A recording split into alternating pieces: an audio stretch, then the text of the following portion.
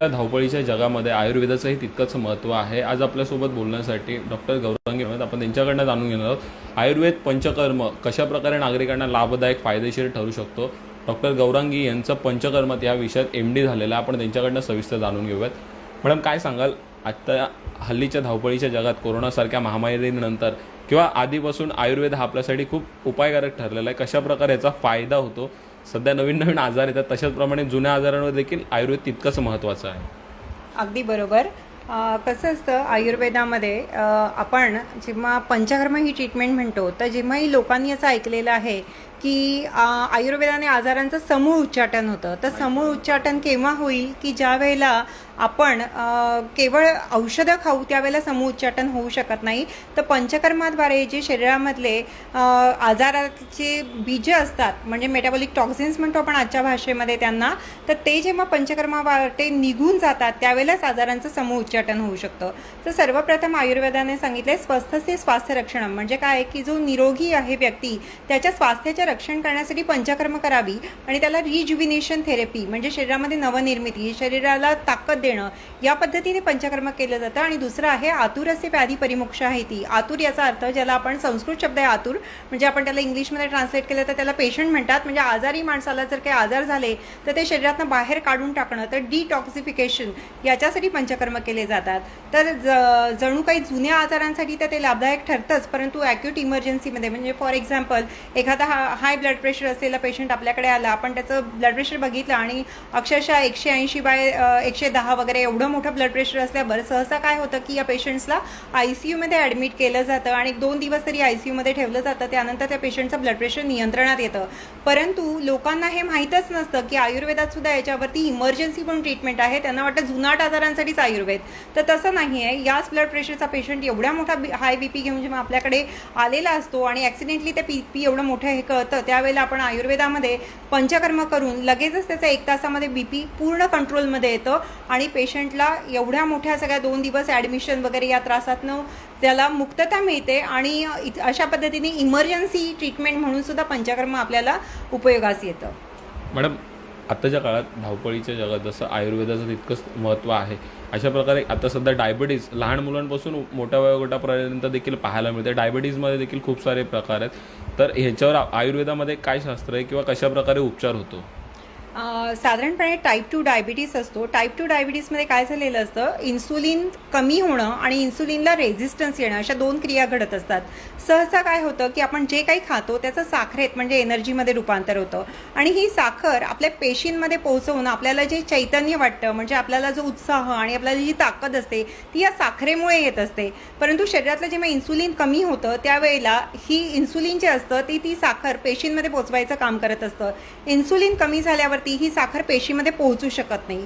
दुसरा एक भाग असतो की शरीरामध्ये मेटाबॉलिक टॉक्झिन्स खूप वाढतात आणि ते समजा जर पॅनक्रियास किंवा लिव्हर यांच्यासारख्या अवयवांमध्ये जाऊन बसले तर त्याच्यामुळे इन्सुलिन बाहेर पडू शकत नाही। याला म्हणतात इन्सुलिन रेझिस्टन्स, म्हणजे इन्सुलिन आहे तरी पण ते बाहेर पडू शकत नाही। मग अशा वेळेला पंचकर्मातल्या डिटॉक्स ज्या थेरपीज असतात याच्याद्वारे आपण इन्सुलिन रेझिस्टन्स घालवून टाकतो आणि मग त्याच्यामुळे काय होतं की जसं आपण एखाद्या तळ्यामध्ये समजा जर गाळ साचला असेल तर तो गाळ उपसतो, गाळ उपसल्यानंतर आपोआपच त्याला झरे फुटतात। अगदी त्या पद्धतीने पंचकर्मातल्या डिटॉक्स ज्या थेरपीज असतात याच्यामुळे इन्सुलिन रेझिस्टन्स निघून जातो, कारण मेटाबॉलिक टॉक्झिन्स आपण बाहेर काढून टाकतोय आणि आपल्या शरीरातलं स्वतःचं इन्सुलिन पाझरायला सुरुवात होतं। म्हणजे या पद्धतीने टाईप 2 डायबिटीज ज्यांना असतो त्यांच्या ॲलोपॅथीच्या तर गोळ्या सुटतात, परंतु नंतर देखील त्यांना आपल्या आयुर्वेदिक औषधं कायम घ्यायला लागतील अशी काही स्थिती राहत नाही।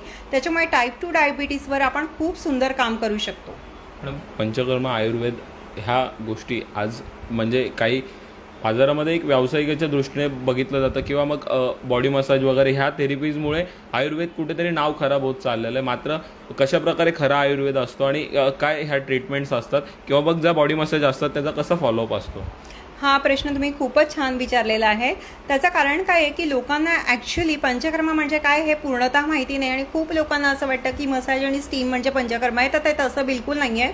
पंचकर्मामध्ये आयुर्वेदामध्ये पूर्ण आजाराचं कारण बिघडलेले वातपित्त कफ असे 3 दोष सांगितले आहेत। म्हणजे हे जर वातपित्त कफ हे तिन्ही दोष आपल्या शरीरामध्ये समप्रमाणात असतील तर आपलं शरीर हे निरोगी असतं, परंतु याच्यापैकी कोणीही जरी वाढलं तर ते आपलं नॉर्मल फंक्शन करत नाही आणि आपल्याला आजार निर्माण करतात।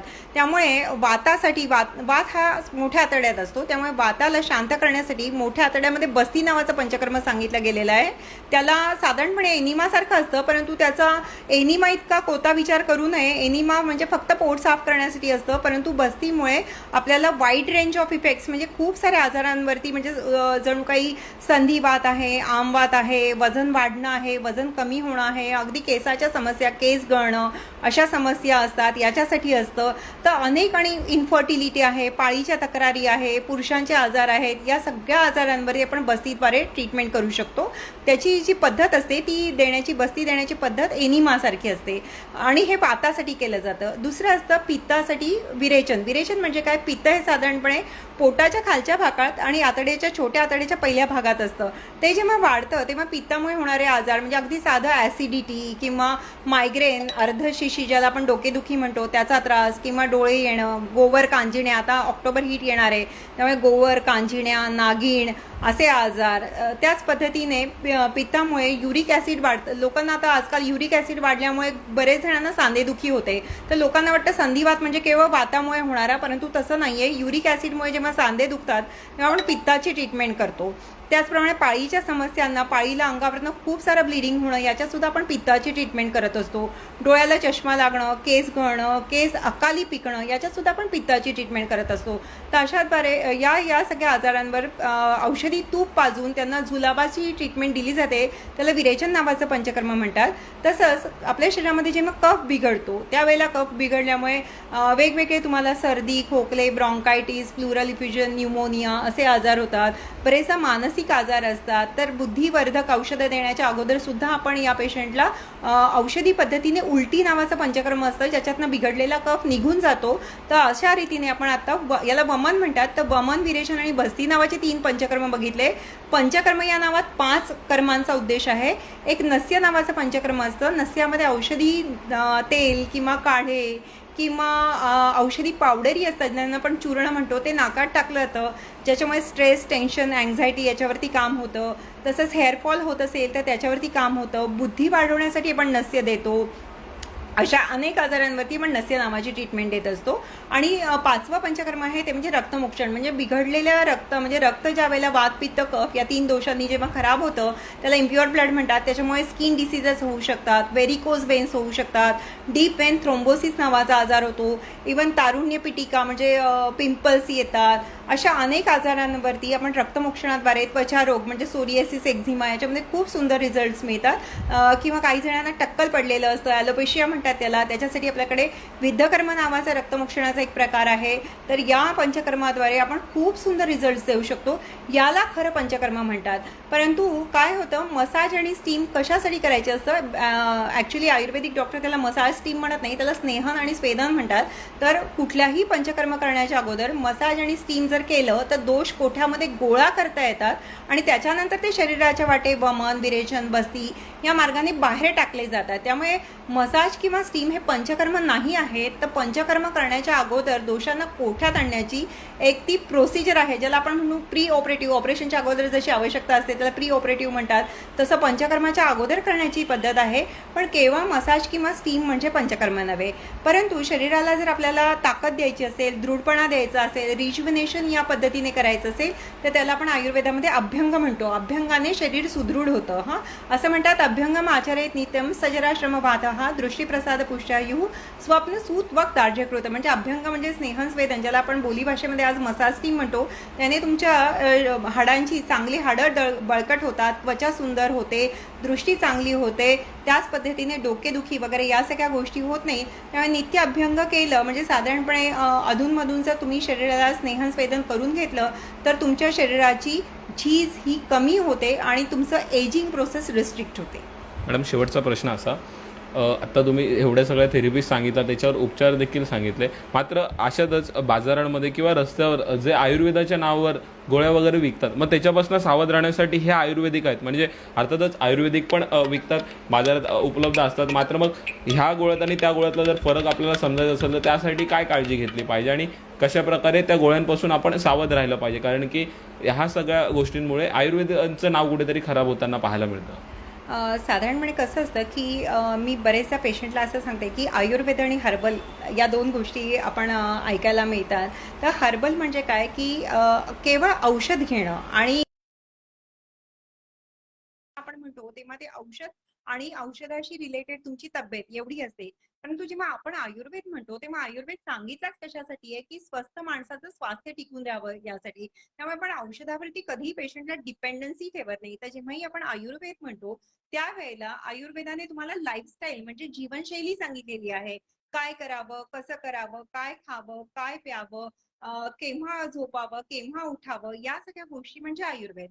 राहता राहिलं आयुर्वेदिक औषधांचा, तर आयुर्वेदिक औषधं जेव्हा आपण स्टँडर्ड कंपन्यांची घेतो किंवा बरेचसे आयुर्वेदिक वैद्य आपण आयुर्वेदिक डॉक्टरला वैद्य संबोधतो. आयुर्वेदिक वैद्य हे त्यांची औषधं स्वतः बनवतात. त्याचं कारण काय असतं, की जेव्हा ते आयुर्वेदिक औषध केव्हा चांगलं, जेव्हा त्याच्यावरती चांगली प्रोसेसिंग झाली असेल तेव्हा. म्हणजे उदाहरणार्थ आपण बाजारातले औषधं 4 ते 10 इन्ग्रेडियंट समजा एखाद्या औषधामध्ये असतील, बाइंडिंग मटेरियल घालून त्याच्या गोळ्या वाळलेल्या असतील. परंतु तेच जेव्हा औषध आपण आयुर्वेदिक डॉक्टरकडनं घेतो त्यावेळेला असं असतं की त्याच्यावरती प्रोसेसिंग करायला काही औषधाला 28 दिवस, काही दिवस 42 दिवस असा कल करायला लागतो. मग इतकं मोठं प्रोसेसिंग झाल्यावरती त्या औषधाला गुण येत असतो. तेव्हा बरेचदा असं असतं की औषध खाल्लं आणि गुण आला नाही किंवा आयुर्वेदिक औषधाने उशिरा गुण येतो असंही लोकांना वाटत असतं.